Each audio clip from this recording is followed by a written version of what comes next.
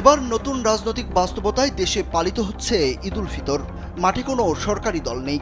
BNP জামায়াতের মতো রাজনৈতিক দলগুলোর নেতাকর্মীরা নিজ নিজ এলাকা চষে বেড়াচ্ছেন।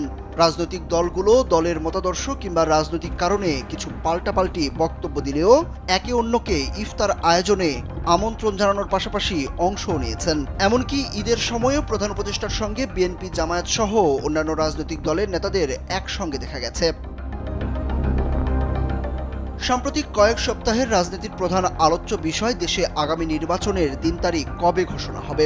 রোজার মধ্যে নানাভাবে নিজেদের উপস্থিতি জানান দেওয়ার চেষ্টা করেছে রাজনৈতিক দলগুলো।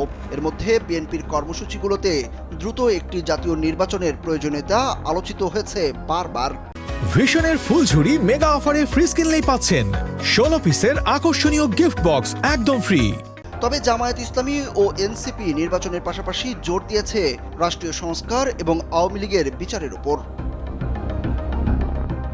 এ অবস্থায় স্বাধীনতা দিবস উপলক্ষে জাতির উদ্দেশ্যে দেয়া ভাষণে প্রধান উপদেষ্টা অধ্যাপক ডক্টর মোহাম্মদ ইউনূস বলেছেন, চলতি বছরের ডিসেম্বর থেকে আগামী বছরের জুনের মধ্যে নির্বাচন হবে। কিন্তু প্রধান উপদেষ্টার এই বক্তব্যে হতাশা প্রকাশ করেছে বিএনপি। দলটি সুনির্দিষ্ট রোডম্যাপের দাবি করেছে।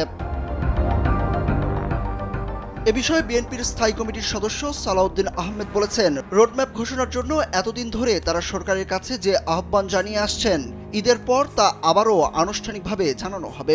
তিনি আরও বলেন, ফরমালি হয়তো প্রধান উপদেষ্টার সঙ্গে সাক্ষাৎ করে জানানো হবে।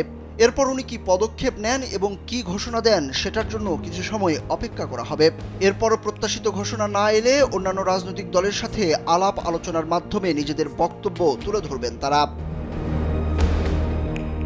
সালাউদ্দিন আহমেদ আরও বলেন, বিএনপি আগে প্রধান উপদেষ্টার সঙ্গে কথা বলে নেবে, তার প্রেক্ষিতে উনি কি করবেন সেটা দেখবে। এরপর তাদের রাজনৈতিক বক্তব্য মাঠে ময়দানে জনগণের কাছে কর্মসূচির মধ্য দিয়ে তুলে ধরবে বিএনপি। এ বিষয়ে বাংলাদেশ জামায়াত ইসলামীর সেক্রেটারি জেনারেল মিয়া গোলাম পরোয়ার বলেন, এমন না যে সরকার কিছুই বলেনি, সরকার তো একটা আইডিয়া দিয়েছে। সরকার গ্রহণযোগ্য যতটুকু সময় চাচ্ছে জামায়াত ইসলামী ততটুকু সময় দেওয়ার পক্ষে। 6 মাস আগে কিংবা 6 মাস পরে এটা জামায়াতের কাছে গুরুত্বপূর্ণ নয়। ন্যূনতম সংস্কার ছাড়া তাড়াহুড়ো করে নির্বাচন করে 14-18 মতো নির্বাচন হলে লাভ কি? তাই সময়কে শর্ত না বানিয়ে জামায়াত নিরপেক্ষ নির্বাচনকে শর্ত বানিয়েছে। তিনি আরো বলেন, জামায়াত আপাতত মাঠে নামার প্রয়োজনীয়তা অনুভব করছে না। অন্য কোনো রাজনৈতিক দল যদি নির্বাচনের সময়ের জন্য আন্দোলনে নামে, তারা কি বলে সেটা দেখে তখন জামায়াত দলের বক্তব্য তুলে ধরবে।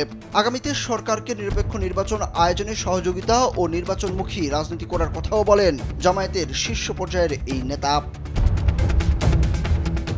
এদিকে জাতীয় নাগরিক পার্টি বা এনসিপিও তাদের দাবি ও কর্মসূচি নিয়ে মাঠে থাকতে চায়।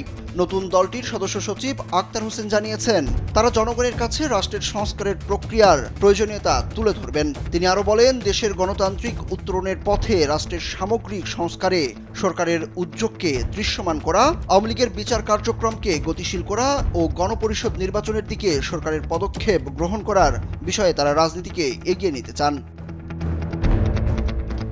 বিএনপি এবং এনসিপি ভিন্ন ভিন্ন অগ্রাধিকার নিয়ে মাঠে থাকলে রাজনীতিতে উত্তাপ ছড়াতে পারে কিনা এমন প্রশ্নে আক্তার হোসেন বলেন, তারা মনে করেন পূর্বের মতো হানাহানি মারামারির যে রাজনীতি ছিল তার বাইরে এসে পলিসি নির্ধারণের যে রাজনীতি, রাজনৈতিক দলগুলোর সেদিকেই এগোনো উচিত।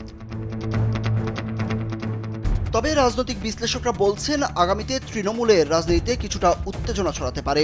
কিন্তু যদি সরকারের ভালো মনোভাব আমলে নেওয়া হয়, তাহলেও নির্বাচন ডিসেম্বর নাগাদ করা কঠিন হতে পারে।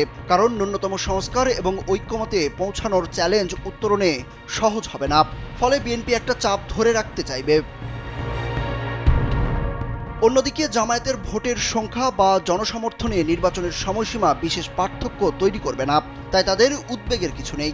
আর সময় গড়ালে এনসিপি দলের শক্তি বাড়ানোর সুযোগ পাবে। ফলে তাদের অবস্থান নির্বাচন পেছানোর পক্ষে থাকতে পারে। তবে পরিস্থিতি নিয়ন্ত্রণের বাইরে চলে যায় কিংবা অস্থিতিশীল হয়ে পড়ে রাজনৈতিক দলগুলোর এমন অবস্থানে যাওয়ার সম্ভাবনা খুবই কম বলেও মত বিশ্লেষকদের। সুরুজ আহমেদ, কালবেলা।